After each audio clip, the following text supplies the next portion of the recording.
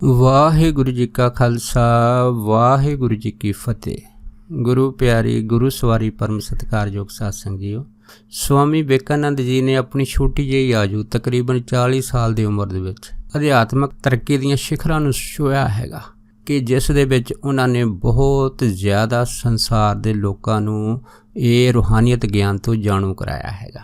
ਉਹਨਾਂ ਦੇ ਆਪਣੇ ਤਾਬੜਤੋੜ ਭਾਸ਼ਣਾਂ ਤੋਂ ਜਿੰਨੇ ਵੀ ਜਿਹੜੇ ਉਹਨਾਂ ਟਾਈਮਾਂ ਦੇ ਵਿੱਚ ਜੋ ਸੱਜਣਾਂ ਦਾ ਭਾਸ਼ਣ ਸੁਣਨ ਆਉਂਦੇ ਸੀਗੇ, ਉਹਨਾਂ ਦੇ ਹਿਰਦੇ ਦੇ ਉੱਤੇ ਕਿੰਨਾ ਅਸਰ ਰੱਖਦਾ ਸੀਗਾ। ਸੋ ਸਵਾਮੀ ਵਿਵੇਕਾਨੰਦ ਜੀ ਨੇ ਕਿਵੇਂ ਆਪਣੇ ਜੀਵਨ ਦੇ ਵਿੱਚ ਜਤ ਸਤ ਦਾ ਧਾਰਨਾ ਹੋਣਾ ਬੜਾ ਲਾਜ਼ਮ ਕਰਾਰ ਦੇ ਦਿੱਤਾ ਹੈਗਾ ਕਿ ਜਤ ਸਤ ਤੋਂ ਬਗੈਰ ਕੋਈ ਵੀ ਆਦਮੀ ਜਿਹੜਾ ਹੈਗਾ ਆਪਣੇ ਜੀਵਨ ਦੀ ਰੂਹਾਨੀਅਤ ਤਰੱਕੀ ਉਨੀ ਰਫਤਾਰ ਨਾਲ ਨਹੀਂ ਕਰ ਸਕਦਾ ਜਿੰਨੇ ਜਿਹੜੇ ਹੈਗੇ ਆ ਆਮ ਲੋਕੀ ਇਸ ਤੋਂ ਨੀਚੇ ਆਪਣੀ ਜ਼ਿੰਦਗੀ ਬਿਤਾਉਂਦੇ ਆ। ਸੋ ਸਵਾਮੀ ਵਿਵੇਕਾਨੰਦ ਜੀ ਜਿਹੜੇ ਸੀਗੇ ਉਹ ਕਿਸੇ ਵੀ ਆਦਮੀ ਦੇ ਸਵਾਲ ਨੂੰ ਬੜੇ ਹੀ ਸਹਿਜ ਭਾਵ ਦੇ ਨਾਲ ਉਸ ਦਾ ਜੋ ਹੱਲ ਸੀਗਾ ਉਸ ਨੂੰ ਦੇ ਕੇ ਉਹਦੀ ਸੰਤੁਸ਼ਟੀ ਕਰ ਦਿੰਦੇ ਸੀਗੇ। ਜਿਵੇਂ ਇੱਕ ਕੋਈ ਸੱਜਣ ਸਵਾਮੀ ਵਿਵੇਕਾਨੰਦ ਜੀ ਦੇ ਪਾਸ ਆਏ ਸੀ, ਉਹਨਾਂ ਨੇ ਇਹ ਪ੍ਰਸ਼ਨ ਕੀਤਾ ਸੀਗਾ ਕਿ ਮੇਰਾ ਮਨ ਬੜਾ ਭਟਕਦਾ ਹੈਗਾ, ਤੁਸੀਂ ਮੈਨੂੰ ਦੱਸੋ ਕਿ ਇਸ ਨੂੰ ਕਿਵੇਂ ਰੋਕਿਆ ਜਾ ਸਕਦਾ। ਫਿਰ ਸਵਾਮੀ ਵਿਵੇਕਾਨੰਦ ਜੀ ਨੇ ਦੱਸਿਆ ਸੀਗਾ ਕਿ ਇਸ ਤਰ੍ਹਾਂ ਕਰ, ਤੂੰ ਮੇਰਾ ਆ ਜਿਹੜਾ ਕੁੱਤਾ ਲੈ ਜਾ, ਇਹਨੂੰ ਬਾਹਰ ਸੈਰ ਕਰਾ ਕੇ ਲੈ ਕੇ ਆ, ਫਿਰ ਮੈਂ ਤੇਰੇ ਸਵਾਲ ਦਾ ਜਵਾਬ ਦਊਂਗਾ। ਦੇਖੋ, ਜਦੋਂ ਉਹਦਾ ਆਦਮੀ ਜਿਹੜਾ ਸੀਗਾ ਉਹ ਸਵਾਮੀ ਵਿਵੇਕਾਨੰਦ ਜੀ ਦਾ ਕੁੱਤਾ ਲੈ ਕੇ ਬਾਹਰ ਘੁਮਾਉਣ ਗਿਆ ਸੀਗਾ ਅਤੇ ਜਦ ਉਹ ਕਾਫੀ ਦੇਰ ਬਾਅਦ ਮੁੜਿਆ ਅਤੇ ਫਿਰ ਆ ਕੇ ਉਹਨੇ ਸਵਾਮੀ ਜੀ ਨੂੰ ਕਿਹਾ ਕਿ ਤੁਸੀਂ ਮੇਰੇ ਸਵਾਲ ਦਾ ਜਵਾਬ ਦਿਓ। ਫਿਰ ਸਵਾਮੀ ਜੀ ਨੇ ਆਖਿਆ ਸੀਗਾ ਤੂੰ ਮੈਨੂੰ ਇਹ ਦੱਸ ਕਿ ਜਦੋਂ ਤੂੰ ਮੇਰੇ ਕੁੱਤੇ ਨੂੰ ਬਾਹਰ ਘੁਮਾਉਣ ਗਿਆ ਸੀ ਇਹ ਕੁੱਤਾ ਕੀ ਕਰਦਾ ਸੀਗਾ। ਫਿਰ ਉਸ ਆਦਮੀ ਨੇ ਦੱਸਿਆ ਸੀਗਾ ਕਿ ਜਦੋਂ ਮੈਂ ਇਹਨੂੰ ਬਾਹਰ ਲੈ ਕੇ ਗਿਆ ਸੀਗਾ ਅਤੇ ਇਹ ਕੁੱਤਾ ਜਿਹੜਾ ਸੀਗਾ ਕਦੀ ਮੈਨੂੰ ਕਿਸ ਪਾਸੇ ਵੱਲ ਖਿੱਚਦਾ ਸੀ, ਕਦੀ ਕਿਸ ਪਾਸੇ ਵੱਲ ਖਿੱਚਦਾ ਸੀ ਅਤੇ ਕਦੀ ਜਿਹੜਾ ਸੀਗਾ ਦੂਸਰੇ ਕੁੱਤੇ ਨੂੰ ਦੇਖ ਕੇ ਭੌਂਕਣ ਲੱਗ ਜਾਂਦਾ ਸੀਗਾ। ਜਦ ਇਹ ਗੱਲ ਹੋਈ ਤਾਂ ਸਵਾਮੀ ਵਿਵੇਕਾਨੰਦ ਜੀ ਮੁਸਕਰਾਏ ਸੀ ਉਹਨਾਂ ਟਾਈਮਾਂ 'ਚ। ਫਿਰ ਉਹ ਕਹਿਣ ਲੱਗੇ, ਦੇਖੋ ਤੇਰਾ ਜਿਹੜਾ ਧਿਆਨ ਇਹੋ ਹੀ ਆ ਕਿ ਮੈਂ ਵਾਪਸ ਜਿਹੜਾ ਹੈਗਾ ਆਪਣੀ ਮੰਜ਼ਿਲ ਆਪਣੇ ਘਰ ਇੱਥੇ ਪਹੁੰਚਣਾ ਹੈਗਾ, ਲੇਕਿਨ ਕੁੱਤਾ ਜਦੋਂ ਸੈਰ ਕਰਨ ਤੁਰਿਆ ਸੀਗਾ ਇਹਦਾ ਧਿਆਨ ਜਿਹੜਾ ਸੀਗਾ ਥਾਂ ਥਾਂ 'ਤੇ ਮੋੜ ਖਾਂਦਾ ਸੀਗਾ, ਕਦੀ ਕਿਤੇ ਕਦੀ ਕਿਤੇ ਕਦੀ ਕਿਤੇ। ਭਾਵ ਕੀ ਸੀ ਸਵਾਮੀ ਵਿਵੇਕਾਨੰਦ ਜੀ ਦਾ ਕਹਿਣ ਦਾ ਭਾਵ ਇਹ ਸੀਗਾ ਕਿ ਜੋ ਇਨਸਾਨ ਆਪਣੀ ਮੰਜ਼ਿਲ ਨੂੰ ਕੇਂਦਰਿਤ ਨਹੀਂ ਕਰਦੇ, ਆਪਣੇ ਧਿਆਨ ਨੂੰ ਕੇਂਦਰਿਤ ਨਹੀਂ ਕਰਦੇ, ਉਹ ਕਦੀ ਵੀ ਜ਼ਿੰਦਗੀ ਦੇ ਵਿੱਚ ਸਫਲ ਨਹੀਂ ਹੁੰਦੇ। ਇਸੇ ਕਰਕੇ ਆਪਣੇ ਧਿਆਨ ਦੀ ਇਕਾਗਰਤਾ ਵਾਸਤੇ ਉਹਨਾਂ ਨੂੰ ਸਾਧਨਾ ਕਰਨੀ ਬੜੀ ਜ਼ਰੂਰੀ ਹੈ। ਸੋ ਸਾਧਨਾ ਕਰਨ ਤੋਂ ਬਾਅਦ ਹੀ ਫਿਰ ਉਹ ਆਪਣੀ ਮੰਜ਼ਿਲ ਨੂੰ ਤੈਅ ਕਰ ਸਕਦੇ ਆ। ਅਤੇ ਜਿਵੇਂ ਉਹਨਾਂ ਨੇ ਆਪਣੇ ਜੀਵਨ ਦੇ ਤਾਬੜਤੋੜ ਭਾਸ਼ਣਾਂ ਦੇ ਵਿੱਚ ਇਹ ਗੱਲ ਜਿਹੜੀ ਸੀ ਸਾਰਿਆਂ ਦੇ ਵਿੱਚ ਸਾਂਝੀ ਕੀਤੀ ਸੀਗੀ ਕਿ ਜਦੋਂ ਵੀ ਮੈਂ ਕੋਈ ਭਾਸ਼ਣ ਦਿੰਦਾ ਸੀਗਾ ਉਸ ਭਾਸ਼ਣ ਦਾ ਜੋ ਕੇਂਦਰੀ ਭਾਵ ਸੀਗਾ ਉਸ ਨੂੰ ਆਪਣੇ ਦਿਮਾਗ ਦੇ ਵਿੱਚ ਬਿਠਾ ਕੇ ਅਤੇ ਜਦ ਮੈਂ ਸੋਚਦਾ ਸੀਗਾ ਅਤੇ ਇਹ ਸਾਰਾ ਕੁਛ ਇੱਕ ਪਿਕਚਰ ਦੇ ਨਿਆਂ ਹੀ ਮੇਰੇ ਜਿਹੜੇ ਸੀਗਾ ਦਿਮਾਗ ਦੇ ਵਿੱਚ ਕਈ ਤਰ੍ਹਾਂ ਦੇ ਚਿੱਤਰ ਬਣ ਕੇ ਸਾਹਮਣੇ ਆਉਂਦਾ ਸੀਗਾ। ਸੋ ਮੈਂ ਇਹਨਾਂ ਸਾਰੇ ਚਿੱਤਰਾਂ ਨੂੰ ਇੱਕ ਜਗ੍ਹਾ ਆਪਣੇ ਮਾਇੰਡ ਦੇ ਵਿੱਚ ਇਕੱਠਾ ਕਰਕੇ ਫਿਰ ਇਹ ਜਿਹੜਾ ਭਾਸ਼ਣ ਸੀਗਾ ਇਹ ਤਿਆਰ ਕਰ ਲੈਂਦਾ ਸੀਗਾ। ਸੋ ਉਹਨਾਂ ਜੀਵਨ ਦੀਆਂ ਬਹੁਤ ਸਾਰੀਆਂ ਰਹੱਸਮਈ ਜਿਹੜੀਆਂ ਘਟਨਾਵਾਂ ਹੈਗੀਆਂ। ਸੋ ਦਾਸ ਇੱਕ ਐਸੇ ਅੰਗਰੇਜ਼ ਦੇ ਨਾਲ ਉਹਨਾਂ ਦੀ ਜਿਹੜੀ ਅਦਭੁਤ ਘਟਨਾ ਹੈਗੀ ਆ ਉਹ ਆਪ ਸਾਰਿਆਂ ਨਾਲ ਸਾਂਝਾ ਕਰਦਾ ਹੈਗਾ। ਸੋ ਇਹ ਜਿਹੜੇ ਅੰਗਰੇਜ਼ ਆ ਇਹਨਾਂ ਦਾ ਨਾਂ ਸੀਗਾ ਮਿਸਟਰ ਡਿਕਸ਼ਨ। ਇਹ ਜਿਹੜੇ ਮਿਸਟਰ ਡਿਕਸ਼ਨ ਸੀਗੇ ਇਹ ਅਮਰੀਕਾ ਦੇ ਰਹਿਣ ਵਾਲੇ ਸੀ। ਉਹਨਾਂ ਨੇ ਸਵਾਮੀ ਵਿਵੇਕਾਨੰਦ ਜੀ ਦੇ ਜੀਵਨ ਦੇ ਨਾਲ ਸੰਬੰਧਿਤ ਬਹੁਤ ਹੀ ਉਹਨਾਂ ਦੀ ਆਪਣੀ ਜੋ ਹੱਡ ਬੀਤੀ ਆ ਉਹ ਸਾਂਝੀ ਕੀਤੀ ਆ। ਉਹਨਾਂ ਨੇ ਦੱਸਿਆ ਸੀਗਾ ਕਿ ਜਦੋਂ ਉਹ ਤਕਰੀਬਨ ਜਿਹੜੇ ਸੀਗੇ 5 ਸਾਲ ਦੀ ਉਮਰ ਦੇ ਵਿੱਚ ਸੀਗੇ ਅਤੇ 5 ਸਾਲ ਦੀ ਉਮਰ ਦੇ ਵਿੱਚ ਨੈਬ ਕਾਸਕਾ ਰਿਆਸਤ ਦੇ ਵਿੱਚ ਕਹਿੰਦੇ ਵੀ ਮੈਂ ਆਪਣੇ ਭਰਾ ਅਤੇ ਕੁਛ ਦੋਸਤਾਂ ਦੇ ਨਾਲ ਖੇਡ ਰਿਹਾ ਸੀਗਾ। ਹਾਸੇ ਵਿੱਚ ਕਹਿੰਦੇ ਮੇਰੇ ਭਰਾ ਨੇ ਮੈਨੂੰ ਇੱਕ ਨਾਲ ਤਲਾਅ ਸੀ ਉਹਦੇ ਵਿੱਚ ਧੱਕਾ ਦਿੱਤਾ। ਇਹ ਤਲਾਅ ਤਕਰੀਬਨ 15 ਫੁੱਟ ਡੂੰਘਾ ਸੀਗਾ। ਧੱਕਾ ਦਿੰਦੇ ਆ ਸਾਰੀ ਕਹਿੰਦੇ ਵੀ ਮੈਂ ਉਸ ਤਲਾਅ ਦੇ ਵਿੱਚ ਡੁੱਬ ਗਿਆ। ਜਦ ਤਲਾਬ 'ਚ ਡੁੱਬਾ ਅਤੇ ਥੱਲੇ ਜਦ ਮੈਂ ਉਸ ਤਲਾਬ ਦੇ ਡੁੱਬਦਾ ਥੱਲੇ ਗਿਆ, ਥੱਲਿਓਂ ਫਿਰ ਇੱਕ ਵਾਰੀ ਬਾਹਰ ਆਇਆ, ਫਿਰ ਥੱਲੇ ਪਾਣੀ ਦੇ ਵਿੱਚ ਚਲੇ ਗਿਆ। ਜਿਹਨੂੰ ਦੇਖ ਕੇ ਬੱਚੇ ਜਿਹੜੇ ਸੀ ਘਬਰਾ ਗਏ ਕਿ ਹੁਣ ਕੀ ਹੋ ਸਕਦਾ ਹੈਗਾ। ਪਰ ਦੂਸਰੀ ਵਾਰ ਜਦ ਕਹਿੰਦੇ ਵੀ ਮੇਰਾ ਸਰੀਰ ਫਿਰ ਤਲਾਬ 'ਚੋਂ ਬਾਹਰ ਆਇਆ ਅਤੇ ਮੈਂ ਕੀ ਦੇਖਿਆ, ਇੱਕ ਬਹੁਤ ਹੀ ਰੰਗ ਬਿਰੰਗੀ ਚਕਾ ਚੌਕ ਕਰਨ ਵਾਲੀ ਰੋਸ਼ਨੀ ਜਿਹੜੀ ਸੀ ਕਹਿੰਦੇ ਵੀ ਮੇਰੇ ਸਾਹਮਣੇ ਪ੍ਰਗਟ ਹੋ ਗਈ। ਅਤੇ ਮਿਸਟਰ ਡਿਕਸ਼ਨ ਕਹਿੰਦੇ ਸੀਗੇ ਕਿ ਮੈਂ ਉਸ ਰੋਸ਼ਨੀ 'ਚ ਕੀ ਦੇਖਿਆ ਕਿ ਇੱਕ ਆਦਮੀ ਦੀ ਸ਼ਕਲ ਮੈਨੂੰ ਉਹਦੇ ਵਿੱਚ ਦਿਖਾਈ ਦਿੱਤੀ ਅਤੇ ਮੈਂ ਕੀ ਤੱਕਿਆ, ਉਹਦੀਆਂ ਅੱਖਾਂ ਦੇ ਵਿੱਚ ਬੜੀ ਸ਼ਾਂਤੀ ਸੀ ਅਤੇ ਚਿਹਰੇ 'ਤੇ ਮੁਸਕਰਾਹਟ ਸੀਗੀ ਅਤੇ ਮੁਸਕਰਾਹਟ ਇਹ ਜਾਣੀ ਮੈਨੂੰ ਦੱਸਦੀ ਸੀਗੀ ਕਿ ਤੈਨੂੰ ਚਿੰਤਾ ਕਰਨ ਦੀ ਕੋਈ ਲੋੜ ਨਹੀਂ ਆ, ਤੇਰੀ ਜ਼ਰੂਰ ਇਸ ਤਲਾਅ ਦੇ ਵਿੱਚ ਡੁੱਬਣ ਦੇ ਵਿੱਚ ਗਹਿਰੀ ਸਹਾਇਤਾ ਹੋਊਗੀ। ਫਿਰ ਕਹਿੰਦੇ ਵੀ ਮੈਂ ਉਹ ਚਕਾ ਚੌਂਦ ਰੋਸ਼ਨੀ ਦੇ ਵਿੱਚ ਆਦਮੀ ਦੇਖਿਆ। ਜਦ ਦੂਸਰੀ ਵਾਰ ਫਿਰ ਕਹਿੰਦੇ ਵੀ ਮੈਂ ਥੱਲੇ ਚਲ ਗਿਆ, ਹੇਠਾਂ ਜਾ ਕੇ ਜਦ ਤੀਸਰੀ ਵਾਰ ਬਾਹਰ ਨਿਕਲਿਆ ਅਤੇ ਮੇਰੇ ਕਹਿੰਦੇ ਇੱਕ ਭਰਾ ਦਾ ਦੋਸਤ ਸੀਗਾ, ਉਹਦੇ ਮਨ ਦੇ ਵਿੱਚ ਇਹ ਵਿਚਾਰ ਫੁਰਿਆ। ਉਹਨੇ ਕੀ ਕੀਤਾ, ਕੋਲ ਇੱਕ ਦਰਖਤ ਸੀਗਾ, ਉਸ ਦਰਖਤ ਦੀ ਜਿਹੜੀ ਹੈ ਨਾ ਛਿਟੀ ਸੀ, ਕਹਿੰਦੇ ਵੀ ਥੱਲੇ ਨੂੰ ਲਮਕਾਤੀ। ਜਦ ਬੈਂਤ ਦੇ ਦਰਖਤ ਦੀ ਛਿਟੀ ਥੱਲੇ ਨੂੰ ਲਮਕਾਈ, ਉਹ ਛਿਟੀ ਮੇਰੇ ਹੱਥ ਆ ਗਈ ਅਤੇ ਛਿਟੀ ਨੂੰ ਕਹਿੰਦੇ ਮੈਂ ਫੜ ਕੇ ਜਿਹੜਾ ਸੀਗਾ ਬਾਹਰ ਆਇਆ। ਅਤੇ ਉਸ ਤੋਂ ਬਾਅਦ ਫਿਰ ਮੈਡੀਕਲ ਜੋ ਟਰੀਟਮੈਂਟ ਸੀ, ਸਹਾਇਤਾ ਸੀ, ਮੈਨੂੰ ਮੁੱਢਲੀ ਦਿੱਤੀ ਗਈ। ਉਸ ਡਾਕਟਰੀ ਸਹਾਇਤਾ ਤੋਂ ਬਾਅਦ ਫਿਰ ਮੈਂ ਤਕਰੀਬਨ ਠੀਕ ਹੋ ਗਿਆ ਸੀਗਾ। ਇਹ ਜਿਹੜੀ ਹੈ ਨਾ ਘਟਨਾ ਸੀ, ਕਹਿੰਦੇ ਵੀ ਮੇਰੀ 5 ਸਾਲ ਦੀ ਉਮਰ ਦੇ ਵਿੱਚ ਹੋਈ ਸੀ। ਉਸ ਤੋਂ ਬਾਅਦ ਫਿਰ ਜਦੋਂ ਮੈਂ ਹੈ ਨਾ 12 ਸਾਲ ਦਾ ਹੋ ਗਿਆ, ਤਕਰੀਬਨ ਮੇਰੀ ਉਮਰ 17 ਸਾਲ ਦੀ ਹੋਈ, ਅਤੇ ਮੈਂ ਆਪਣੀ ਮਾਤਾ ਦੇ ਨਾਲ ਹੈ ਨਾ ਸ਼ਿਕਾਗੋ ਗਿਆ ਸੀਗਾ। ਅਤੇ ਸ਼ਿਕਾਗੋ ਗਿਆ ਸੀਗਾ ਅਤੇ ਇਹ ਤਕਰੀਬਨ 1893 ਦਾ ਸਤੰਬਰ ਦਾ ਮਹੀਨਾ ਸੀਗਾ, ਉਦੋਂ ਦੀ ਘਟਨਾ ਹੈਗੀ ਆ। ਅਤੇ ਕਹਿੰਦੇ ਵੀ ਮੈਂ ਜਦੋਂ ਉੱਥੇ ਗਿਆ ਅਤੇ ਮੈਂ ਆਪਣੀ ਮਾਂ ਦੇ ਨਾਲ ਸੜਕ 'ਤੇ ਤੁਰਾ ਜਾਂਦਾ, ਉਹੀ ਜਿਹੜੀ ਰੋਸ਼ਨੀ 5 ਸਾਲ ਦੀ ਉਮਰ ਦੇ ਵਿੱਚ ਮੈਨੂੰ ਉਸ ਡੁੱਬਦੇ ਸਮੇਂ ਤਲਾਅ ਦੇ ਵਿੱਚ ਨਜ਼ਰ ਆਈ ਸੀ, ਉਹ ਜਿਹੜੀ ਚਕਾਚੰਦ ਰੋਸ਼ਨੀ ਸੀ ਜਿਹੜੀ, ਉਹ ਯਕਦਮ ਕਹਿੰਦੇ ਪ੍ਰਗਟ ਹੋ ਗਈ। ਜਦ ਕਹਿੰਦੇ ਪ੍ਰਗਟ ਹੋ ਗਈ ਤਾਂ ਮੈਂ ਉਸ ਰੋਸ਼ਨੀ ਵੱਲ ਦੇਖਿਆ ਅਤੇ ਮੈਂ ਹੱਕਾ ਬੱਕਾ ਹੋ ਗਿਆ। ਉਸ ਤੋਂ ਬਾਅਦ ਮੈਂ ਕੀ ਦੇਖਿਆ ਕਿ ਇੱਕ ਆਦਮੀ ਜਿਹੜਾ ਸੀਗਾ ਮੋਹਰੇ ਹੈ ਨਾ ਮੇਰੇ ਸਾਹਮਣੇ ਹੀ ਜਿਹੜਾ ਸੀਗਾ ਉਹ ਇੱਕ ਪਾਰਕ ਦੇ ਵਿੱਚ ਘੁੰਮ ਰਿਹਾ ਸੀ, ਸੈਰ ਕਰ ਰਿਹਾ ਸੀ। ਜਦੋਂ ਕਹਿੰਦੇ ਉਹ ਮਿਸਟਰ ਡਿਕਸ਼ਨ ਕਹਿੰਦੇ ਕਿ ਜਦੋਂ ਉਹ ਆਦਮੀ ਮੇਰੇ ਵੱਲ ਮੁੜਿਆ ਅਤੇ ਮੈਂ ਉਹਦਾ ਚਿਹਰਾ ਦੇਖਿਆ ਤਾਂ ਮੈਂ ਯਕਦਮ ਦੇਖ ਕੇ ਉਹਨੂੰ ਪਛਾਣ ਲਿਆ ਅਤੇ ਆਪਣੀ ਮਾਂ ਨੂੰ ਜ਼ੋਰ ਦੇਣੀ ਚਲਾ ਕੇ ਇਹ ਕਿਹਾ ਕਿ ਉਹੀ ਆਦਮੀ ਆ ਜਿਹੜਾ ਮੈਨੂੰ ਉਸ ਟਾਈਮ ਤਲਾਅ ਦੇ ਡੁੱਬਦੇ ਸਮੇਂ ਜਿਹਨੇ ਮੈਨੂੰ ਉਸ ਚਕਾਚੰਦ ਰੋਸ਼ਨੀ ਦੇ ਵਿੱਚ ਦਰਸ਼ਨ ਦਿੱਤੇ ਸੀਗੇ। ਕਹਿੰਦੇ ਜਦ ਇਹ ਗੱਲ ਹੋਈ ਤਾਂ ਮੈਂ ਅਤੇ ਮੇਰੀ ਮਾਂ ਜਿਹੜੀ ਸੀ ਕਾਹਲੀ ਕਾਹਲੀ ਉਹਦੇ ਦਰਸ਼ਨ ਕਰਨ ਵਾਸਤੇ ਕਹਿੰਦੇ ਜਦ ਉਹਦੇ ਪਿੱਛੇ ਗਏ, ਲੇਕਿਨ ਉਹ ਜਿਹੜਾ ਚਕਾਚੌਂਦ ਰੋਸ਼ਨੀ ਵਾਲਾ ਆਦਮੀ ਸੀਗਾ, ਉੱਥੇ ਕਹਿੰਦੇ ਇੱਕ ਤਾਂ ਬਹੁਤ ਵੱਡਾ ਹੈ ਨਾ ਧਰਮ ਦਾ ਸੰਮੇਲਨ ਹੋ ਰਿਹਾ ਸੀਗਾ ਅਤੇ ਉਸ ਸੰਮੇਲਨ ਦੇ ਵਿੱਚ ਕਹਿੰਦੇ ਉਹ ਮੇਨ ਗੇਟ ਥਾਣੀ ਅੰਦਰ ਚਲੇ ਗਿਆ। ਜਦ ਅੰਦਰ ਚਲੇ ਗਿਆ ਤਾਂ ਅਸੀਂ ਕਹਿੰਦੇ ਉਹਦੇ ਪਿੱਛੇ ਚਲੇ ਗਏ। ਜਦ ਪਿੱਛੇ ਚਲੇ ਗਏ ਤਾਂ ਅਸੀਂ ਕੀ ਦੇਖਿਆ ਕਿ ਇਸ ਧਰਮ ਸੰਮੇਲਨ ਦੇ ਵਿੱਚ ਬਹੁਤ ਸਾਰੇ ਜਿਹੜੇ ਸੀਗੇ ਉਹ ਸੰਤ ਬੜੇ ਉੱਚ ਕੋਟੀ ਦੇ ਹਿੱਸਾ ਲੈਣ ਵਾਸਤੇ ਬੈਠੇ ਹੋਏ ਸੀ ਅਤੇ ਇਹੋ ਹੀ ਸ਼ਖਸ ਚਕਾਚੌਂਦ ਰੋਸ਼ਨੀ ਵਾਲੇ ਉਸ ਮੰਚ ਦੀ ਕੁਰਸੀ ਉੱਤੇ ਜਾ ਕੇ ਬੈਠੇ। ਅਸੀਂ ਕਹਿੰਦੇ ਜਦ ਦੇਖੇ ਆ ਅਤੇ ਫਿਰ ਕਹਿੰਦੇ ਸਾਨੂੰ ਪਤਾ ਲੱਗਾ ਉਹ ਇਹੋ ਹੀ ਹੈ ਨਾ ਸਵਾਮੀ ਵਿਵੇਕਾਨੰਦ ਜੀ ਆ। ਜਦੋਂ ਕਹਿੰਦੇ ਕਿ ਅਸੀਂ ਉਹਨਾਂ ਨੂੰ ਕੁਰਸੀ 'ਤੇ ਬੈਠਾ ਦੇਖਿਆ, ਉਸ ਤੋਂ ਬਾਅਦ ਕਹਿੰਦੇ ਵੀ ਉਹਨਾਂ ਨੇ ਹੈ ਨਾ ਜਦ ਉਹਨਾਂ ਦਾ ਸਮਾਂ ਆਇਆ, ਉਹਨਾਂ ਨੇ ਇੱਕ ਬਹੁਤ ਹੀ ਤਾਬੜਤੋੜ ਭਾਸ਼ਣ ਦਿੱਤਾ ਸੀਗਾ ਉਸ ਸ਼ਿਕਾਗੋ ਦੇ ਵਿੱਚ। ਆਪ ਸਾਰੀਆਂ ਸੰਗਤਾਂ ਨੂੰ ਤਕਰੀਬਨ ਇਸ ਗੱਲ ਦੀ ਜਾਣਕਾਰੀ ਹੋਊਗੀ ਕਿ ਜਦੋਂ ਸਵਾਮੀ ਵਿਵੇਕਾਨੰਦ ਜੀ ਨੇ ਆਪਣਾ ਪਹਿਲਾ ਭਾਸ਼ਣ ਦਿੱਤਾ ਸੀਗਾ, ਉਸ ਭਾਸ਼ਣ ਦੇ ਵਿੱਚ ਉਹਨਾਂ ਨੇ, ਜਿਵੇਂ ਅਸੀਂ ਸਧਾਰਨ ਤੌਰ 'ਤੇ ਆਖ ਦਿੰਦੇ ਹਾਂ ਕਿ ਭੈਣੋ ਅਤੇ ਭਰਾਵੋ, ਲੇਕਿਨ ਉਹਨਾਂ ਨੇ ਜਦ ਇਹ ਜਿਹੜਾ ਸੀਗਾ ਲਫ਼ਜ਼ ਉੱਥੇ ਬੋਲਿਆ ਸੀਗਾ ਅਤੇ ਇਹ ਲਫ਼ਜ਼ ਉਹਨਾਂ ਟਾਈਮਾਂ ਦੇ ਵਿੱਚ ਗੋਰਿਆਂ ਨੇ ਪਹਿਲੀ ਵਾਰ ਸੁਣਿਆ ਸੀ, ਪੱਛਮ ਦੇ ਲੋਕਾਂ ਨੇ। ਅਤੇ ਇਹਨਾਂ ਦੇ ਭਾਸ਼ਣ ਤੋਂ ਸੁਣਦੇ ਸਾਰ ਹੀ ਹੈ ਨਾ, ਕਿਉਂਕਿ ਇਹ ਲਫ਼ਜ਼ ਉਹਨਾਂ ਦੀ ਜ਼ਿੰਦਗੀ ਵਿੱਚ ਪਹਿਲੀ ਵਾਰ ਆਇਆ ਸੀਗਾ ਕਿ ਭੈਣੋ ਅਤੇ ਭਰਾਵੋ, ਜਾਂ ਅਸੀਂ ਆਖ ਦਿੰਦੇ ਹਾਂ ਵੀ ਸੱਜਣੋ ਅਤੇ ਦੇਵੀਓ, ਦੇਵੀਓ ਅਤੇ ਸੱਜਣੋ।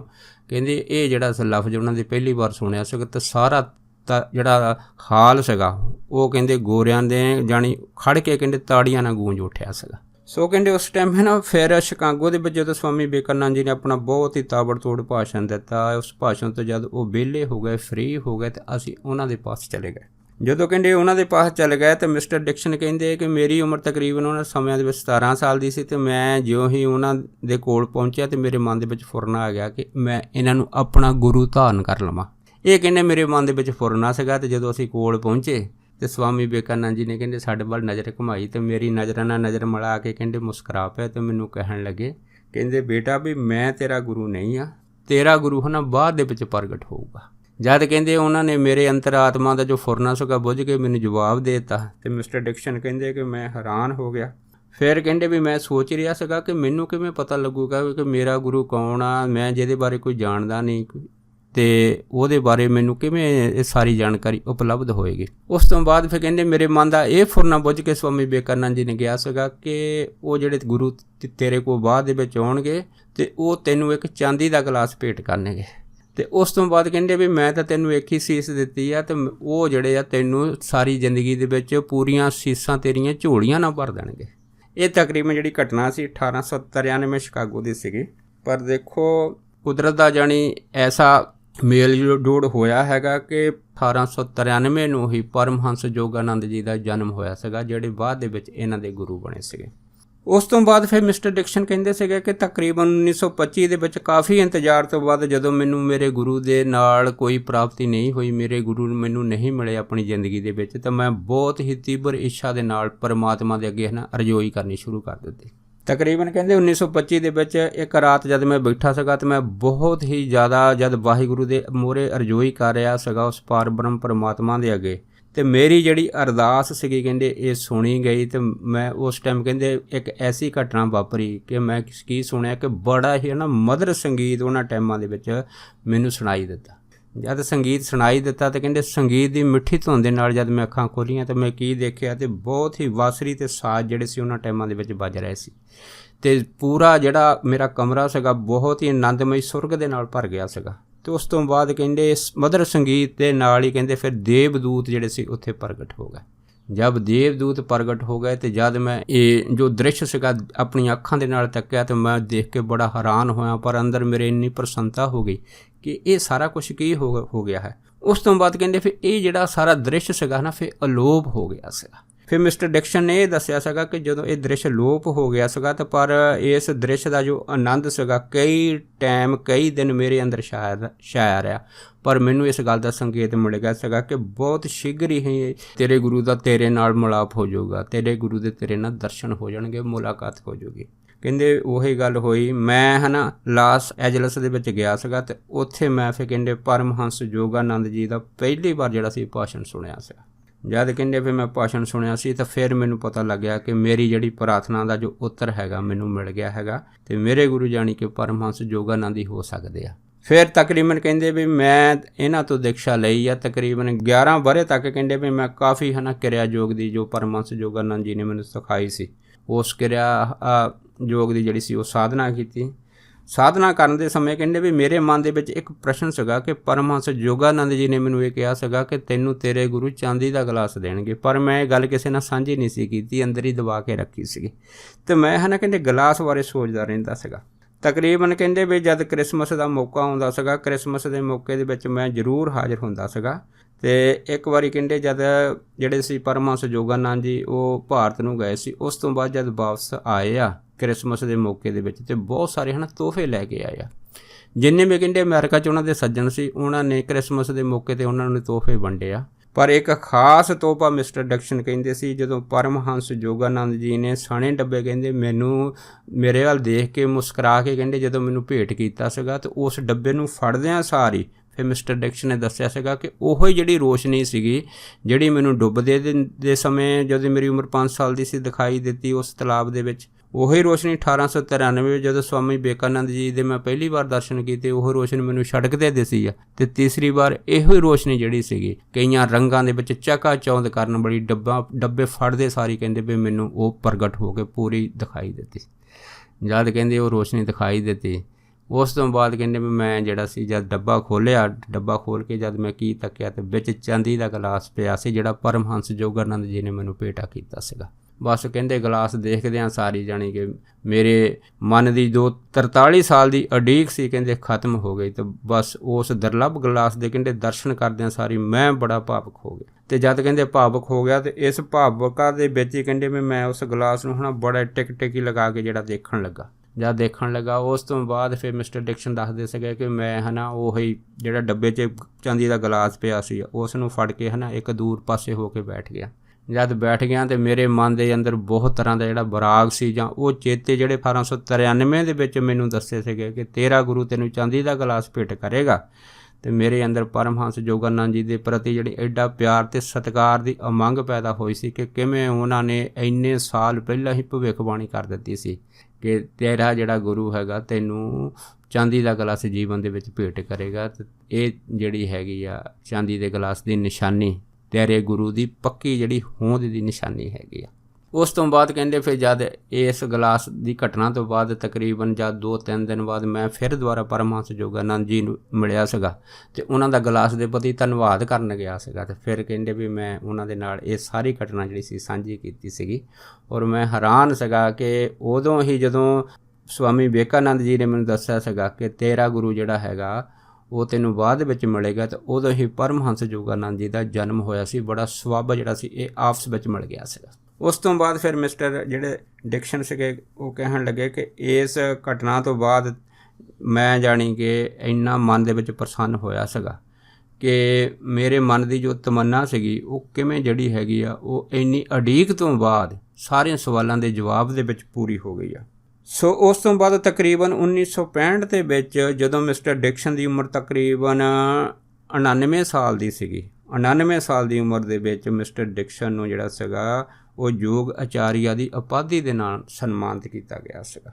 ਸੋ ਇਸ ਸਨਮਾਨਤਾ ਤੋਂ ਬਾਅਦ ਕਹਿੰਦੇ ਫਿਰ ਮੈਨੂੰ ਇਹ ਗੱਲ ਯਾਦ ਆਈ ਆ ਕਿ ਮੈਨੂੰ 1893 ਦੇ ਵਿੱਚ ਜਦੋਂ ਮੈਂ ਪਹਿਲੀ ਮੁਲਾਕਾਤ ਹੋਈ ਸੀ, ਮੈਨੂੰ ਉਹਨਾਂ ਨੇ ਇਹ ਵੀ ਕਿਹਾ ਸੀਗਾ ਕਿ ਜਿੱਥੋਂ ਤੱਕ ਹੋ ਸਕਦਾ ਹੈ ਨਾ ਤੂੰ ਪਾਣੀ ਤੋਂ ਦੂਰ ਹੀ ਰਿਹਾ ਕਰ ਤਾਂ ਚੰਗਾ ਹੈਗਾ।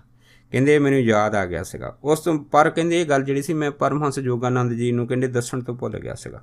ਉਸ ਤੋਂ ਬਾਅਦ ਇਸ ਯੋਗ ਆਚਾਰਿਆ ਦੀ ਉਪਾਧੀ ਤੋਂ ਬਾਅਦ ਤਕਰੀਬਨ ਕਹਿੰਦੇ ਵੀ 30 ਜੂਨ 1967 ਨੂੰ ਜਿਹੜੇ ਸੀ ਮਿਸਟਰ ਡਿਕਸਨ ਜਿਹੜੇ ਸੀਗੇ ਉਹ ਸੰਸਾਰ ਨੂੰ ਸਦਾ ਵਾਸਤੇ ਜਿਹੜੇ ਸੀਗੇ ਉਹ ਅਲਵਿਦਾ ਕਹਿ ਗਏ ਸੀਗੇ। ਸੋ ਇਹ ਜਿਹੜੀ ਸੀ ਉਹਨਾਂ ਦੇ ਜੀਵਨ ਦੀ ਬਹੁਤ ਹੀ ਰਹੱਸਮਈ ਘਟਨਾ ਸੀਗੀ, ਜਿਸ ਤੋਂ ਸਾਨੂੰ ਪਤਾ ਲੱਗਦਾ ਹੈਗਾ ਕਿ ਪਰਮਹੰਸ ਯੋਗਾਨੰਦ ਜੀ ਦਾ ਉਹਨਾਂ ਦਾ ਗੁਰੂ ਬਣਨਾ। ਅਤੇ ਇਸ ਘਟਨਾ ਨੂੰ ਸਵਾਮੀ ਵਿਵੇਕਾਨੰਦ ਜੀ ਦੁਆਰਾ ਤਕਰੀਬਨ 40-45 ਸਾਲ ਪਹਿਲਾਂ ਜਿਹੜਾ ਸੀਗਾ ਉਹ ਭਵਿੱਖ ਦੇ ਵਿੱਚ ਉਹਨਾਂ ਨੂੰ ਇਸ ਗੱਲ ਦੀ ਜਾਣਕਾਰੀ ਦੇ ਕੇ ਦੱਸ ਦੇਣਾ ਉਹਨਾਂ ਦੇ ਅਧਿਆਤਮਿਕ ਸੰਤ ਦੀ ਰੂਹਾਨੀਅਤ ਦੀ ਬੜੀ ਉੱਚੀ ਨਿਸ਼ਾਨੀ ਆ।